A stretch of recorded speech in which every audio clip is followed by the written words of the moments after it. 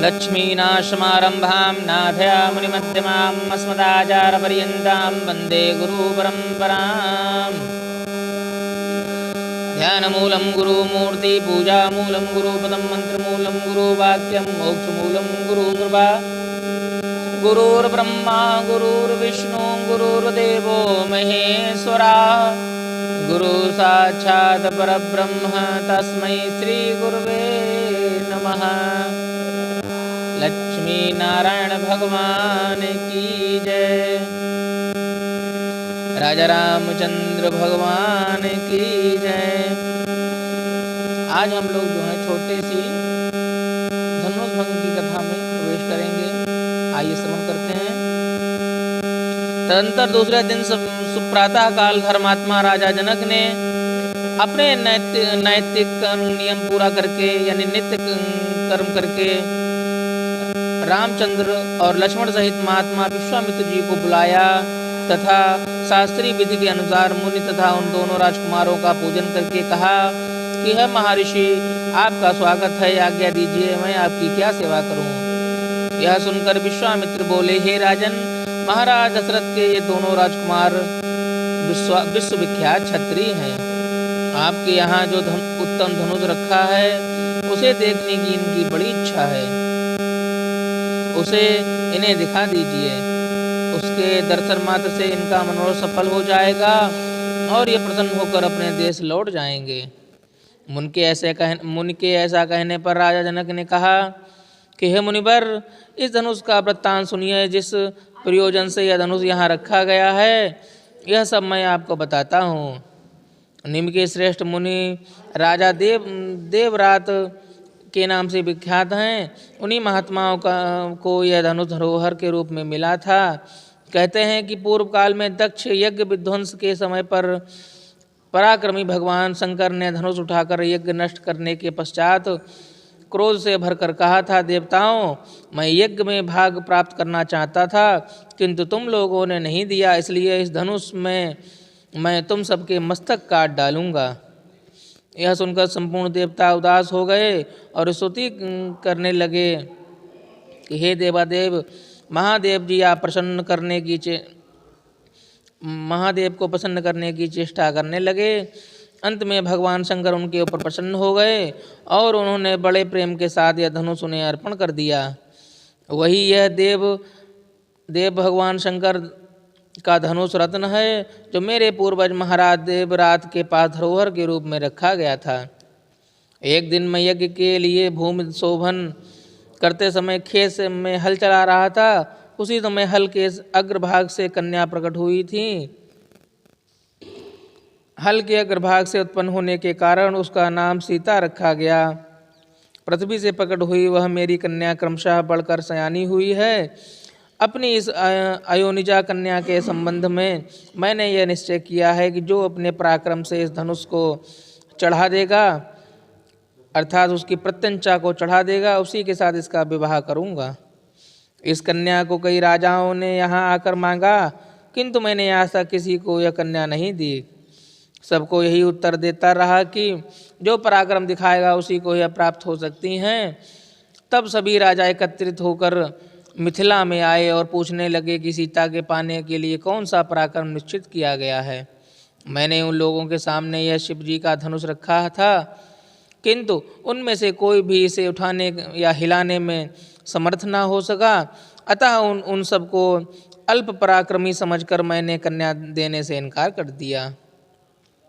तब उन सब राजाओं ने अत्यंत क्रोध में भरकर मिथिला को चारों ओर से घेर लिया और सारे नगरवासियों को पीड़ा देना आरंभ कर दिया। वे 1 वर्ष तक डेरा डाले रहे। इसी बीच मेरे पास शस्त्र को दबाने के लिए जितने साधन थे सभी नष्ट हो गए। इससे मुझे बड़ा दुख हुआ और तपस्या के द्वारा मैंने देवताओं को प्रसन्न करने की चेष्टा की। देवता प्रसन्न हो गए और उन्होंने मुझे चतुरांगनी सेना प्रदान की। फिर तो मार पड़ने के कारण डेरा डाले हुए सभी राजाओं के पैर उखड़ने लगे और वे अपने मंत्रियों सहित चारों दिशाओं में भाग गए। वे सब के सब पराक्रमहीन तथा पापाचारी थे, इसीलिए टिक न सके। यही वह पराक्रम प्रकाशमान धनुष है। अब मैं राम लक्ष्मण को भी उसे दिखाऊंगा। यदि दशरथ पुत्र राम इस धनुष की प्रत्यंचा चढ़ा सकते हैं तो मैं इन्हें अपनी अयोनिजा कन्या सीता को अर्पण कर दूंगा। जनक की बात सुनकर महामुनि विश्वामित्र ने कहा, राजन, आप राम को अपना धनुष दिखाइए। तब राजा जनक ने मंत्रियों को आज्ञा दी कि चंदन और मालाओं से सुशोभित वह दिव्य धनुष यहाँ लेकर आओ। राजा की आज्ञा पाकर अमित तेजस्वी मंत्री नगर में गए और उस धनुष को आगे करके पुरी के बाहर निकले।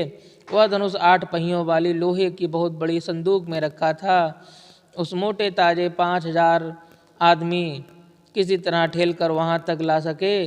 संदूक लाकर मंत्रियों ने कहा, महाराज, यही वो श्रेष्ठ धनुष है। यदि आपकी इच्छा हो तो इसे कुमारों को दिखाइए। उनकी बात सुनकर राजा जनक ने दोनों भाई राम और लक्ष्मण और की ओर दृष्टि करते हुए महात्मा विश्वामित्र से हाथ जोड़कर कहा, ब्राह्मण, देवता, असुर, राक्षस, गंधर्व, यक्ष, किन्नर और बड़े बड़े नाग भी इस धनुष को झुकाने, इस पर पतंजा चढ़ाने, बाण संधान करने, इसे खींचने तथा हाथ में लेकर तौलने में समर्थ न हो सके हैं। फिर भी मनुष्यों को इतनी शक्ति ही कहाँ है। यही वह श्रेष्ठ धनुष है, यहाँ प्रस्तुत किया गया है। अब आप इसे इन दोनों राजकुमारों को दिखाइए। महर्षि विश्वामित्र और रामचंद्र जी ने भी राजा जनक की ये बातें सुनी। इसके बाद महर्षि ने कहा कि राम, इस धनुष को देखो। महर्षि की आज्ञा से राम ने संदूक खोलकर उस धनुष को देखा और कहा, अच्छा, तो यह मैं इस दिव्य एवं श्रेष्ठ धनुष को मैं हाथ लगाता हूँ। मैं इसे चढ़ाने और तौलने का भी प्रयत्न करूँगा। राजा और मुनि ने एक स्वर से उनका समर्थन किया। तब राजा रामचंद्र भगवान ने उस धनुष को बीच से पकड़कर लीला पूर्वक उठा लिया और खेल सा करते हुए उस पर पतंचा चढ़ा दी। इसके बाद ज्यों ही उन्होंने उसे खींचा कि वह बीच से ही टूट गया। टूटते समय उससे वज्रपात के समान भयंकर आवाज हुई। ऐसा जान पड़ा मानो पर्वत फट गया हो। उस समय विश्वामित्र, जनक, राम और लक्ष्मण को छोड़कर बाकी सभी मनुष्य उस भयानक शब्द से मूर्छित होकर गिर पड़े। थोड़ी देर के पश्चात जब सभी को चेतना हुई तो राजा जनक ने हाथ जोड़कर कहा, मुनिश्रेष्ठ, मैंने दशरथ कुमार राम का पराक्रम अच्छी तरह से देख लिया है। मेरी पुत्री सीता इन्हें पति के रूप में पाकर जनक वंश की कीर्ति बढ़ाएगी। यदि आपकी आज्ञा हो तो मेरे मंत्री रथ पर सवार होकर शीघ्र ही अयोध्या को जाएं और विनय युक्त वचन सुनाकर महाराज दशरथ को मेरे नगर में लेकर के आएं। साथ ही इस बात का भी सर्वत्र प्रचार किया जाए कि जिसके लिए विवाह रामचंद्र जी के जाने पर हो रहा है, वे लोग महाराज दशरथ से यह भी कह दें कि आपके दोनों पुत्र राम और लक्ष्मण विश्वामित्र जी के द्वारा सुरक्षित होकर बड़े आनंद में हैं। तथास्तु कहकर राजा की बात का समर्थन किया। तब उन्होंने अपने मंत्रियों को समझा बुझाकर यहाँ ठीक ठीक समाचार महाराज दशरथ को सुनाने और उन्हें मिथिलापुरी में लाने के लिए भेज दिया। इसी के साथ में आज की कथा जो है वो यहीं संपन्न होती है। शेष आगे की कथा जो है वो कल सुनाई जाएगी। दशरथ का मिथिला में आना, इच्छाक और निमि वंश का परिचय तथा चारों राजकुमारों का विवाह निश्चय होना, ये कथा जो है वो कल श्रवण कराई जाएगी। बोलो राजा रामचंद्र भगवान की जय, लक्ष्मी नारायण भगवान की जय, वृंदावन बिहारी लाल की जय। श्रीमन्नारायण नारायण।